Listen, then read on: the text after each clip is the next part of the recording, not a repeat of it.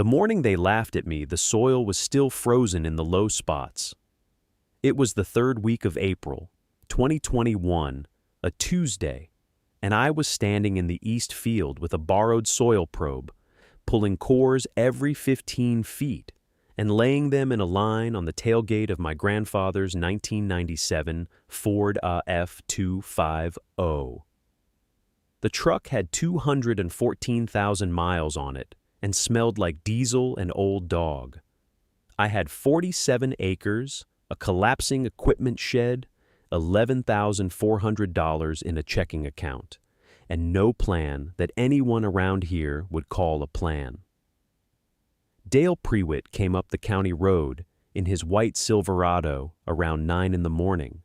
He's our nearest neighbor. His land runs along the north fence line for about a quarter mile, and he has the particular habit of stopping when he sees you doing something he considers worth commenting on.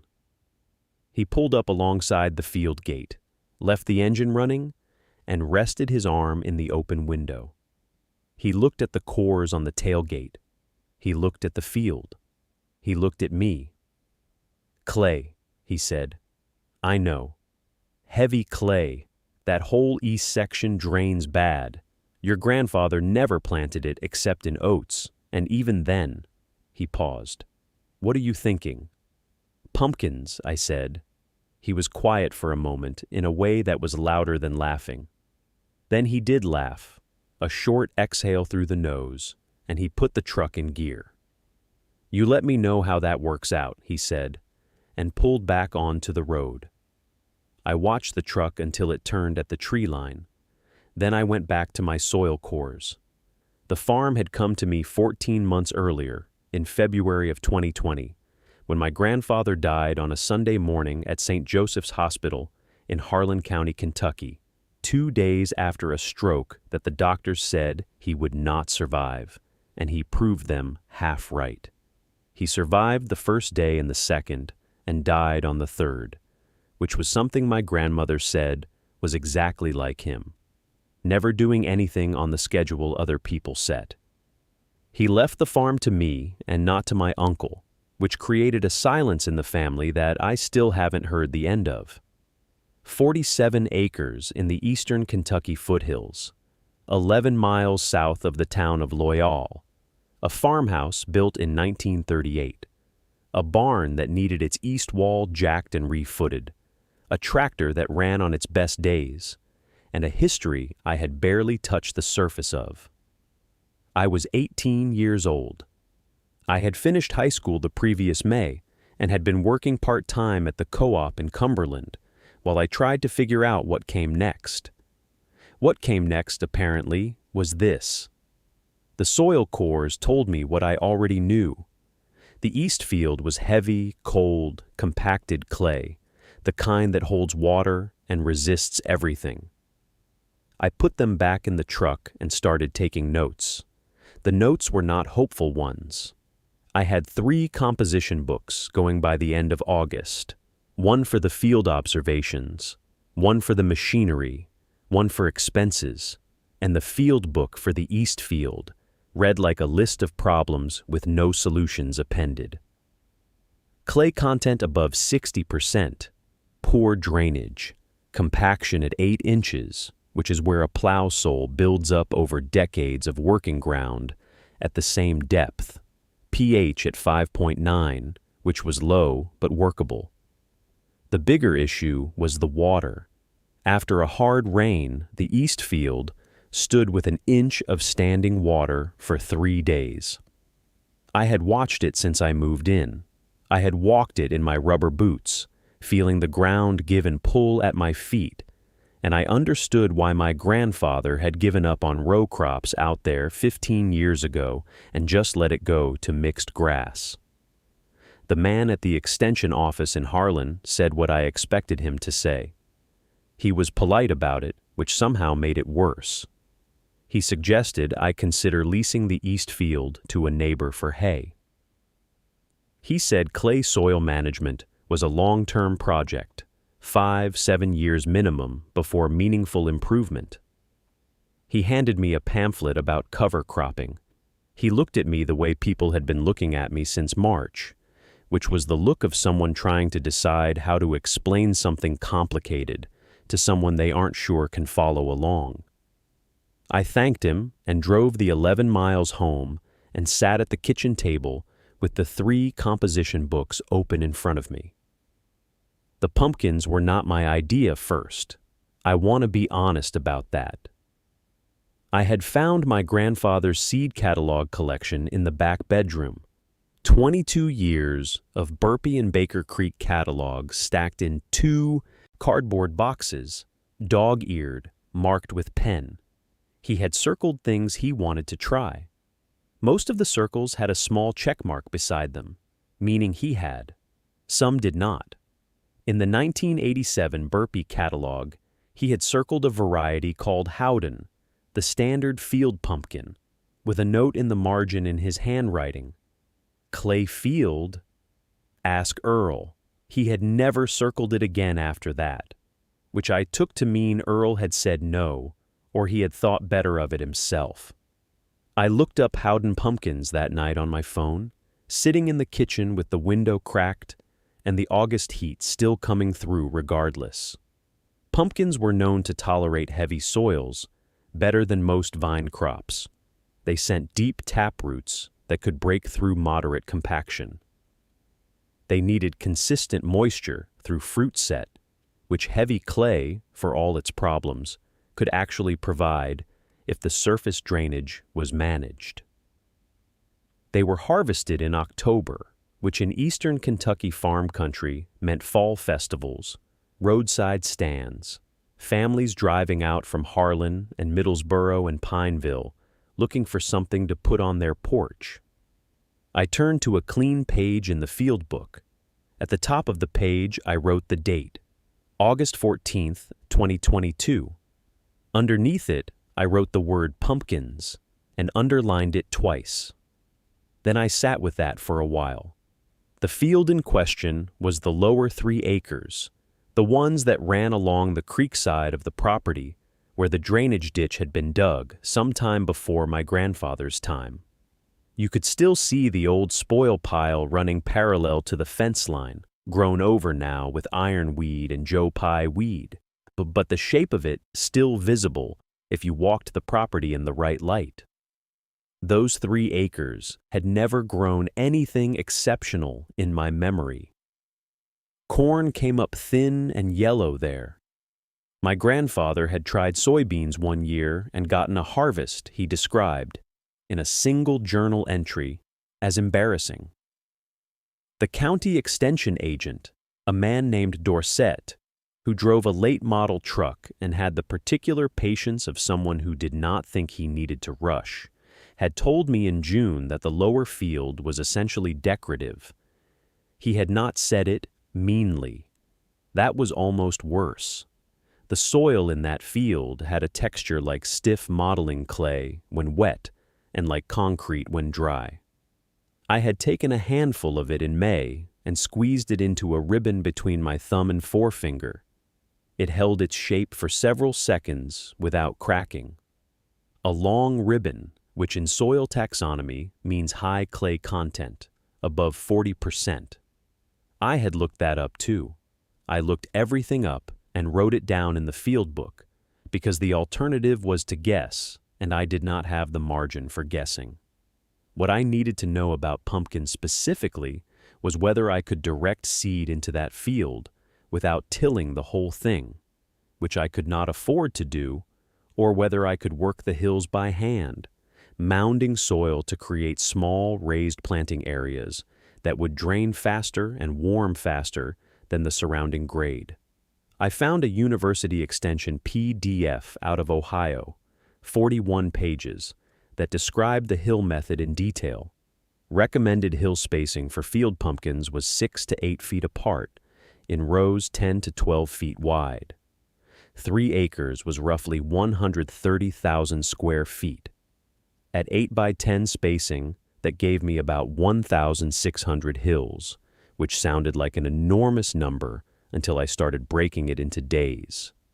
I wrote 1,600 hills, 10 weeks until last safe transplant window, 160 hills per week, 23 per day, 23 hills a day was manageable.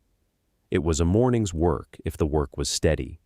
I wrote that down too, and then I turned back to the burpee catalog to look at the circled entry again. My grandfather had written Ask Earl and then never followed through. Earl had been dead since 2008. Whatever Earl had said, or hadn't said, no longer applied. I closed the catalog and left it on the table. In the morning, I would walk the lower field and count my hills. The lower field in early April looked nothing like what I needed it to be. I walked it on a Thursday morning, April 6th, with a wooden stake in one hand and a 50-foot measuring tape in the other. The frost had broken the week before, but the ground still held cold at 2 inches down. I could feel it through the rubber soles of my boots when I crouched to press my fingers into the soil. The clay ran thick through the whole lower third of the property, a blue-gray layer that compacted into something close to ceramic when it dried and turned to paste when it was wet. Right now, it was wet. My footprints filled with water as I walked. I staked the first hill anyway. I had drawn a rough grid in my notebook the night before, working from the field dimensions I'd paced out, and confirmed against the county parcel map.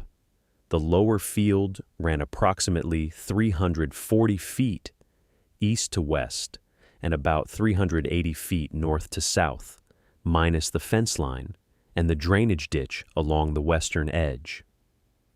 I'd calculated 1,580 viable positions. I started at the northeast corner and drove my first stake at the 8-foot mark, then another at 10 feet south, and I kept walking, kept driving, the mallet ringing cold in my hands. By noon, I had staked 64 positions, and my shoulders ached. I ate a peanut butter sandwich sitting on the tailgate of the 1994 Ford F-150, which had been my grandfather's and which I had been driving since I turned 16, and which still had a crack in the passenger seat that his Australian shepherd had put there in 2003. I looked out over the field. 64 small wooden stakes stood at precise intervals in the gray-brown mud, and from the tailgate they looked both too many and not enough at the same time. The soil amendment problem was still unsolved. I knew what the field needed: organic matter, coarse grit, something to open the clay's tight structure so water could move through rather than sit. The extension PDF recommended age compost at a rate of 4 inches worked into the top 12, plus coarse perlite or grit for drainage in heavy clay soils. 4 inches across 3 acres was a number I didn't let myself calculate yet. The compost alone, purchased in bulk, would run more than I had. I'd called the co-op in Millhaven. Tractor Supply was 31 miles north, but the co-op was 9 and priced it out. Even at the co-op's bulk rate, I was looking at somewhere north of $800 just to amend the planting hills, not the whole field, just the hills. I didn't have $800 sitting free. What I had was a barn I hadn't fully inventoried, a field full of stakes, and the particular kind of stubbornness that comes not from confidence, but from the absence of any acceptable alternative. I finished my sandwich and went back to work. The barn hadn't been properly inventoried since my grandfather died, which meant it hadn't been properly inventoried in 11 years. I'd been in it daily for tools, for the tarp I used to cover the seedling flats, for the extension cord I ran to the well house. But I'd been moving through it the way you move through a place you've memorized, eyes forward, grabbing what you already knew was there. That afternoon, I went in slow. The back third of the barn was the part I'd been avoiding without admitting I was avoiding it. The main floor ran 60 feet deep and the rear section was separated by a half wall of stacked lumber, 8-foot planks that had been sitting there long enough to go dark on the edges. Behind the half wall, it was all shadow, and the smell of something older than the rest of the barn, a deeper smell, mineral and dry. I climbed over the lumber stack and let my eyes adjust. There were bags, feed bags, but not feed. The printing on them said Perlite in orange letters, and beneath that, coarse horticultural grade, and beneath that, a brand I didn't recognize, Cascade Ag Supply, Medford, Oregon. They were stacked 6 high, 4 rows deep, maybe 3 rows across, and about a third of them had been opened and refolded at the top, the way my grandfather folded everything, neat and deliberate. I stood there for a moment. I pulled a bag from the top of the nearest stack and worked the fold open. The perlite inside was still loose, still white, still the rough coarse grade the extension PDF had specified for heavy clay amendment. I pressed my hand into it, dry as chalk. I counted the bags twice because I didn't trust the first count. 41 full bags, each one 40 quarts, roughly 10 gallons apiece. 9 bags partially used. I did the math on my phone's calculator, standing in the dim with dust on my forearm. Roughly 400 gallons of coarse perlite, plus whatever was in the partial bags. My grandfather had grown pumpkins in the back field. My grandmother's sister had told me that once. Briefly, in the way people mention things, they assume you already know. He'd grown them for 3 or 4 seasons sometime in the late 1980s, and then stopped when his knees went bad, and the field had gone to hay, and then to the hard-packed clay mess I'd staked out the week before. He must have bought the perlite in volume. The Oregon brand suggested a mail-order purchase, the kind of bulk deal you made when you planned for more than one season. And then the knees failed, and the project ended, and the bags went behind the lumber stack and stayed there for 36 years. I sat down on a partial bag and let the calculation reorganize itself in my head. The perlite problem was gone. Just like that, in the space of 10 minutes, it was simply gone. The compost problem was still very much present. The compost problem had a number attached to it that I kept trying not to look at directly, the way you avoid looking at a bruise because pressing it confirms how bad it is. To amend 6 acres of clay soil properly, to give it enough organic matter to drain, to breathe, to hold a root without strangling it, I needed somewhere between 40 and 60 yards of finished compost. I'd priced it at the co-op in Creswell 3 weeks earlier. $60 a cubic yard, delivery extra, minimum order 15 yards. The math was not kind. I had $12 in my checking account and a hay invoice due the following Friday. I sat on the partial perlite bag another few minutes, listening to the barn settle around me. A February wind was pushing through the gaps in the north-facing boards, and somewhere above me a piece of loose tin on the roof lifted and dropped with a sound like a slow, patient knock. I'd learned to ignore that sound. It knocked all winter. The thing about compost is that it can be made, not just purchased. That is the straightforward fact that everyone who has ever gardened seriously knows, and that I had been avoiding because making it in volume takes time, and time was the other thing I was short on. But I had the perlite, which I hadn't had 2 hours ago, and that shift in one column made me look harder at what else might shift. I walked back to the house and sat at the kitchen table with a yellow legal pad, my grandfather's, from a stack I'd found in the roll-top desk in the front room, still mostly blank, and I started writing down every organic material on the property. Spoiled hay from the corner of the second barn. I walked it off at roughly 400 square feet, stacked maybe 3 feet deep. chicken litter from the 8 hens I'd inherited along with the property, kitchen scraps, which were modest but consistent, the spent straw from the goat pen. None of it was enough on its own. Together, built into windrows and turned regularly through March and April, it might give me 20 yards of finished material by planting time in early May, which was less than half of what I needed. I wrote the number 20 on the pad and drew a line under it, and then sat with it. There was a dairy operation 4 miles east on Perkins Road, a family outfit with a Jersey herd that I'd driven past a dozen times without stopping. Dairy operations generate manure continuously, and composted manure was the single best soil amendment for clay, better even than finished compost alone. I didn't know them. I knew their mailbox, their fence line, the way their barn light came on before 5 in the morning when I drove past in the dark on my way to the feed store. I wrote their address on the legal pad, then I looked at the clock. It was 2:30 in the afternoon.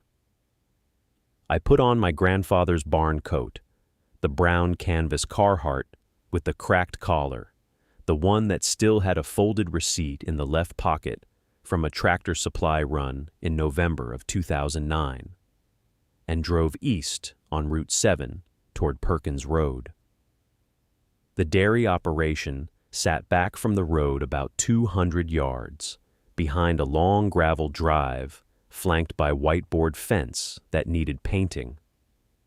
The barn was the real structure, a high gambrel, weathered silver, with a ventilation cupola along the ridge.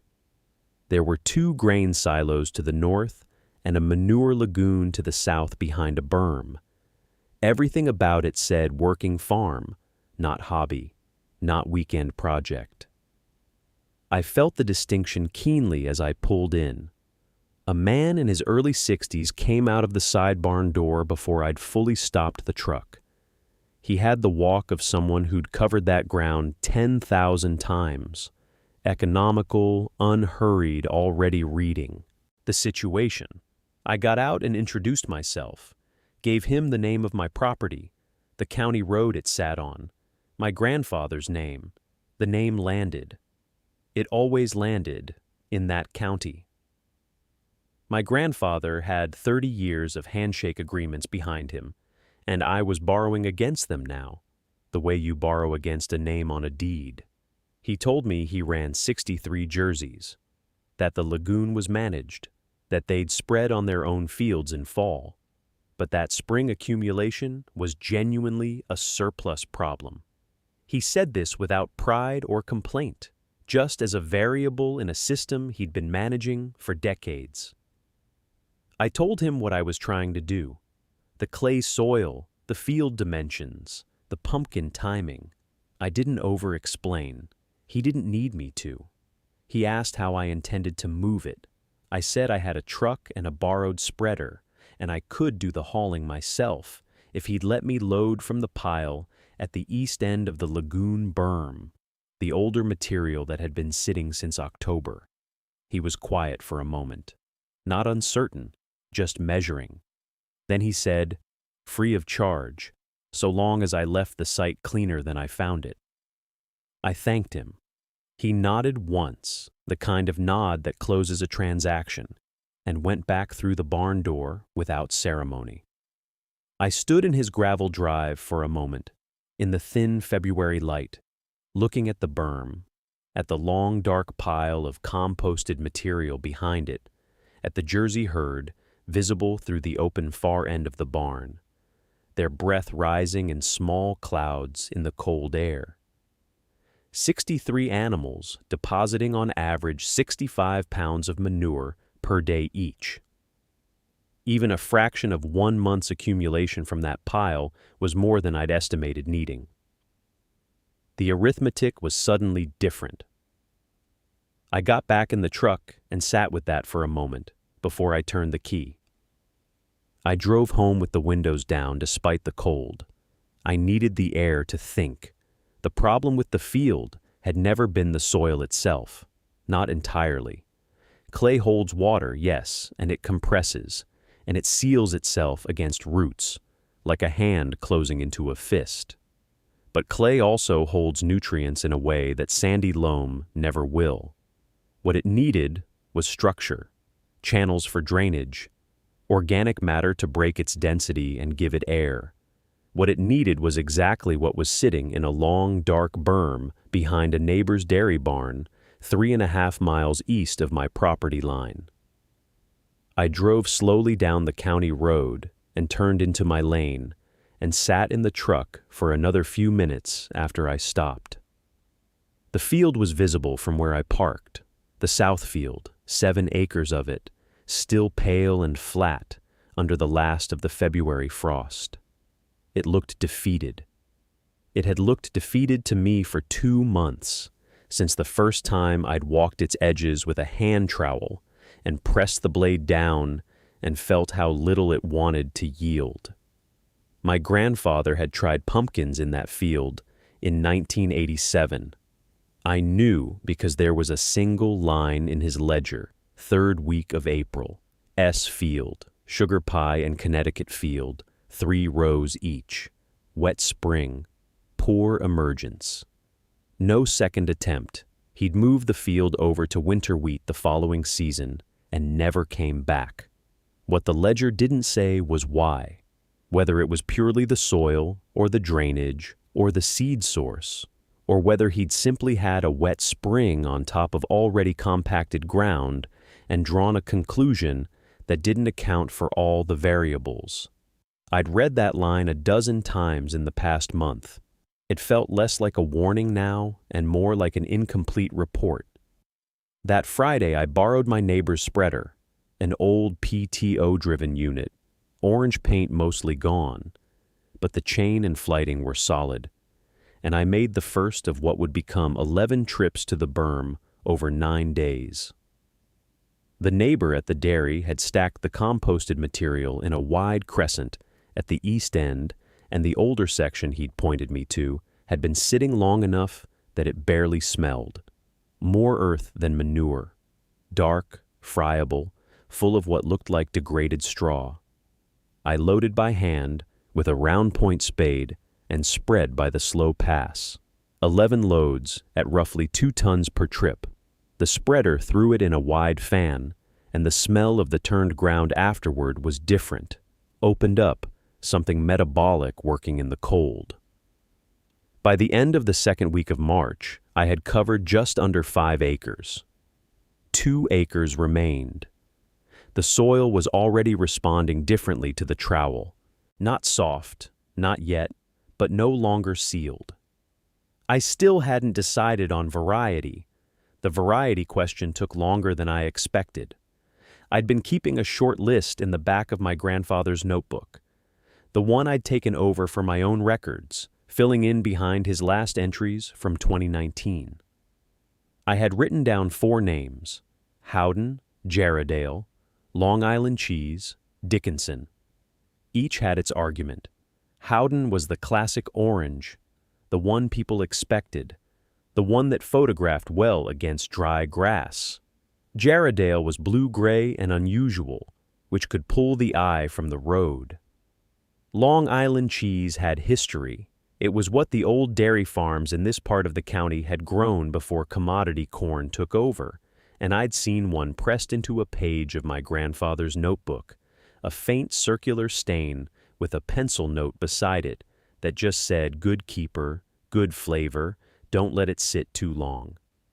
Dickinson was the field pumpkin, the processing variety, but it made a large, pale, oblong fruit that people sometimes bought for decoration without knowing what it was. I drove 40 minutes to the extension office on a Thursday in early April. The woman there had the look of someone who'd been answering questions for 30 years and had stopped being surprised by any of them. I spread my notes on her desk. She looked at the soil numbers, the amendment records, the acreage map I'd drawn on graph paper. She didn't say anything for a moment. Then she picked up a pencil and circled the Long Island Cheese entry. She said the clay retention would work in its favor late in the season, that the fruit was dense enough to handle the temperature swings in September, and that buyers at farm stands and you-pick operations were paying a premium for anything that wasn't the standard Howden. She also said, without looking up, that she hadn't seen anyone try to establish a direct sales patch on this particular stretch of the county road in at least 15 years, and the last person who did had quit after one season because the ground hadn't been prepared. I told her I'd been preparing since February. She looked up then, not impressed exactly, but paying a different kind of attention. I ordered the seed that afternoon from a supplier out of Steel City, a pound of Long Island cheese, which was more than I needed but left margin for poor germination, plus a half pound of Jarrahdale as a secondary variety to break up the color. The seed packets arrived 6 days later in a padded envelope with a planting guide folded inside. I set them on the kitchen windowsill next to my grandfather's notebook and the clay sample jar, which had been sitting there since February, dried now to a hard pale disk. The last week of April was when I would put seed to ground. The last week of April arrived cold. A late frost on the 24th dropped temperatures to 29 degrees overnight, and I walked the prepared rows at 6 in the morning with a flashlight, watching for ice crystals on the soil surface. There weren't any at root depth. I checked with a probe, but I waited 2 more days before I planted. My grandfather's notebook had a single line about late frost that I had read twice in February and once more that morning. Better a late planting than a dead one. He'd written it without drama, the way he wrote everything, as though he was describing what he'd had for breakfast. I put seed to ground on the 26th, a Saturday. The sky was the color of old tin, and there was a northwest wind that wanted to be winter still. I planted in hills, 3 seeds per hill, spaced 8 feet apart in the row and 10 feet between rows, tighter than the packet guide recommended. But I had done the geometry and the acreage was not negotiable. Long Island cheese in the main block, Jarrahdale along the eastern edge nearest the road, where the blue-gray skin would catch the eye of anyone driving past in September. I planted all of it myself. It took 4 hours. My back ached before the second row was finished, and somewhere in the middle of the third row, I stopped thinking about anything except the motion, the dibble, the seeds, the soil closed over them. Move forward, repeat. It was the closest thing to meditation I have ever experienced, and I did not feel meditative at the time. The germination window was 7 to 10 days. I watched for it the way you watch for something you're afraid won't come. On the 5th morning, I found the first cotyledons pushing through the surface, small, pale green, folded like hands just opening. By the end of the first week, 40% of the hills had emerged. By day 12, the coverage was strong enough that I allowed myself to do the rough math on what a full stand might yield. I did not share the math with anyone, not with the woman at the extension office, not with the neighbor down the road who had taken to slowing his truck when he passed, watching the field with an expression I couldn't fully read.